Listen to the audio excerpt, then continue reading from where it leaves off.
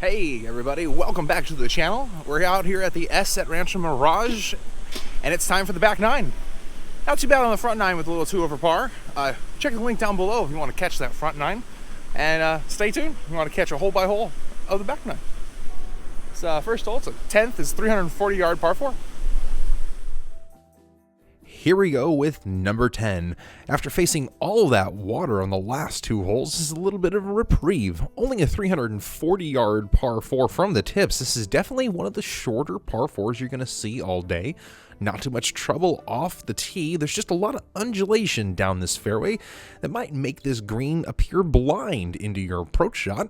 And just that little bunker in the front protecting it. Not too much to deal with here on this 10th hole.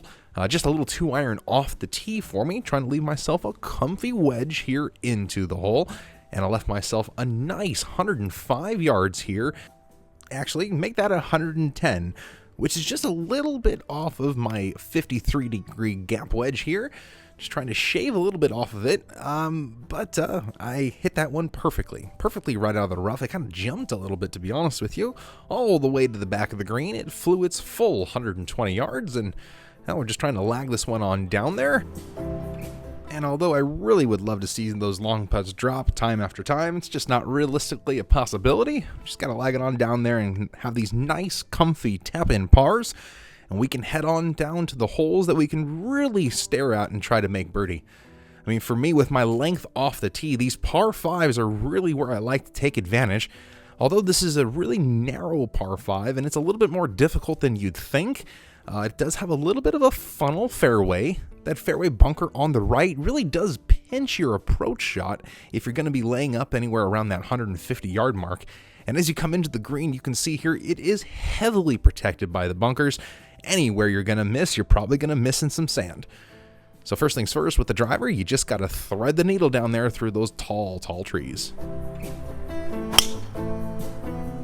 And that, unfortunately, is not threaded. It is pulled directly left into the trees, knocked down right underneath them, and I got nothing else but to punch a 4-iron out and hopefully get it down there with some sort of distance. And I left myself actually a good number here, about 75 yards into the flag, trying to knock this one close and have a good, makeable birdie putt.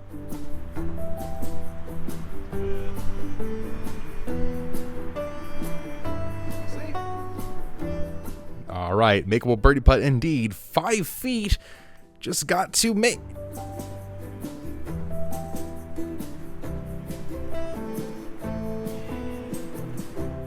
Okay, I mean, I guess that's a comfy tap-in par. It's a quite unfortunate birdie. It's not, it is what it is, I guess. The next hole, the 12th hole, a long par 3 sitting at 200 yards. Another triangular green protected on all sides by deep bunkers. This old school Palm Springs course is really going to test your precision with your mid to long irons here.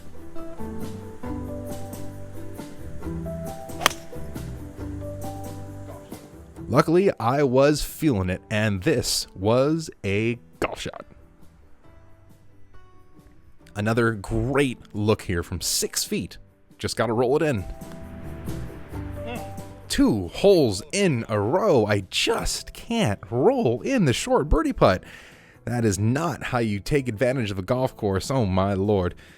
Well, it is what it is. We're on to a very short par 4 once again here at 350 yards. This beautiful 13th hole plays right back towards the Santa Rosa Mountains, giving you a gorgeous backdrop here as you're playing the hole. These fairway bunkers, though, do come into play, especially the one we just flew over, as it's straight in the middle of the fairway. And today I'm going to be facing a front left hole location. It's kind of tucked away next to that bunker, and there is OB left if you tug it too far to the left.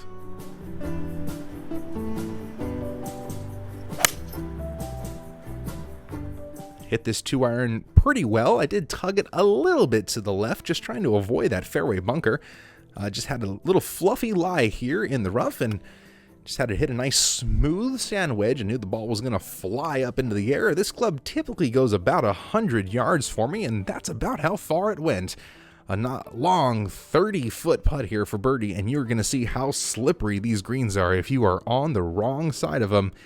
It's so treacherous.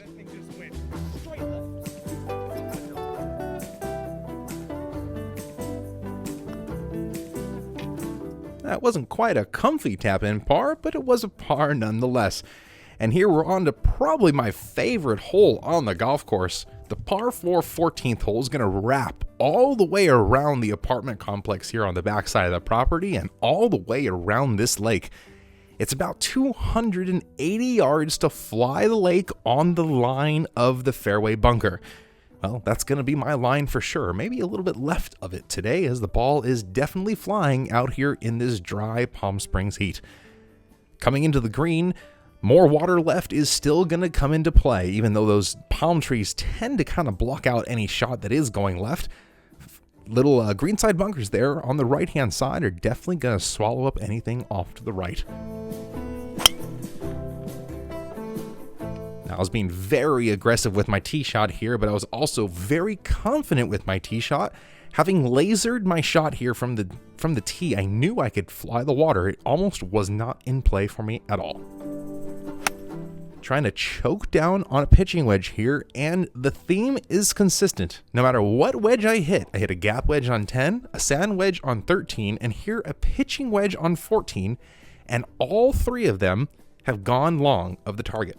Also, all three of them, I was trying to take a little bit off of those shots.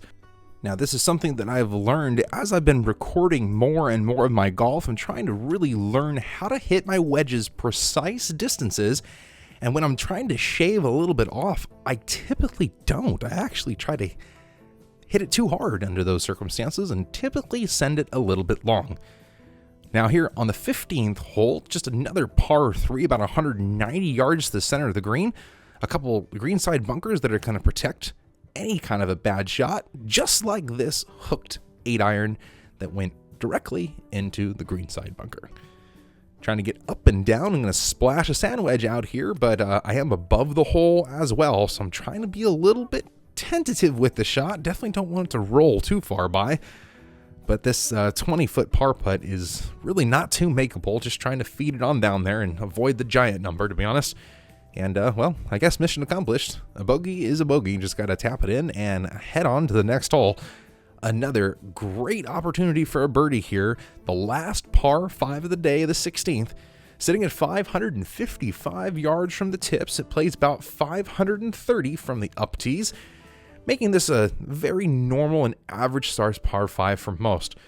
Now, with my 300-yard drives, I'm looking at here normally at about a driver and a 2-iron in, as long as I can avoid that fairway bunker down the right.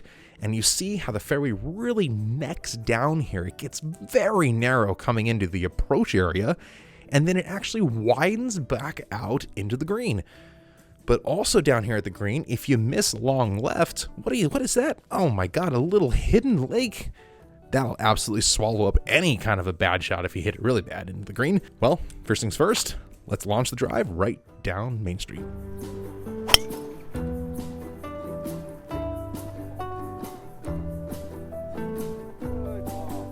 That's the one club that was working for me today. Down Main Street it went, and here comes that 2-iron.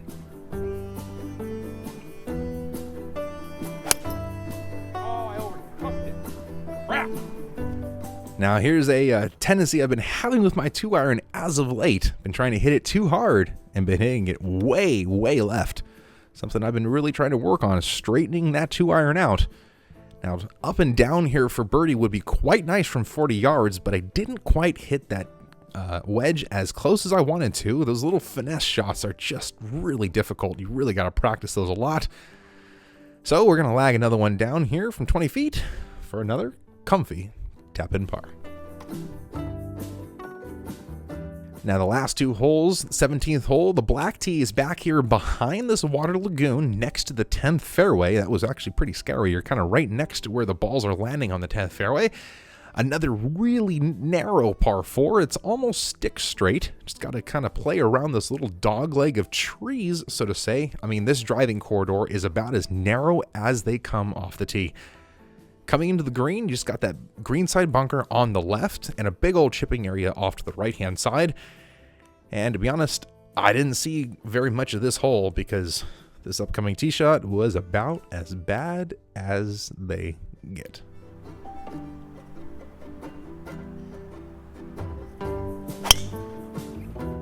A near carbon copy of the tee shot on number 11. Unfortunately, this time I had no trees to block me out.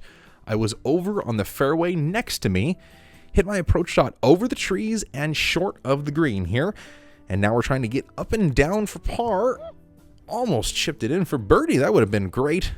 And just a little cleanup for par, and cleaned up my dad's 3-footer as well. All the balls go in the hole. Everybody's heading on down to the last hole of the day. The black tees sit right behind the 14th green here. On the 18th hole, we're staying close right next to that lake and wrapping all the way back around to the clubhouse. The fairway is pinched heavily by the lake this time. You really got to air out off to the right-hand side towards that cluster of palm trees, or else you're just going to get swallowed up by the water. The approach shot into the green is one of the prettiest on the golf course and one of the most treacherous. Over water, 5 bunkers protecting the green, and water long if you go long as well. This is going to take all you got coming home. Make sure you leave a couple balls in the bag as well. And this time I'm facing a middle hole location. Oh, it's going to hang on. Now, I absolutely pured this tee shot, and it went a little bit left and in the drink. Drop 2, we're hitting 3 from 117, just a gap wedge here, trying to get it close. Luckily, though, this smooth swing sent this thing right down next to the hole, and I had about 7 feet here to salvage a par.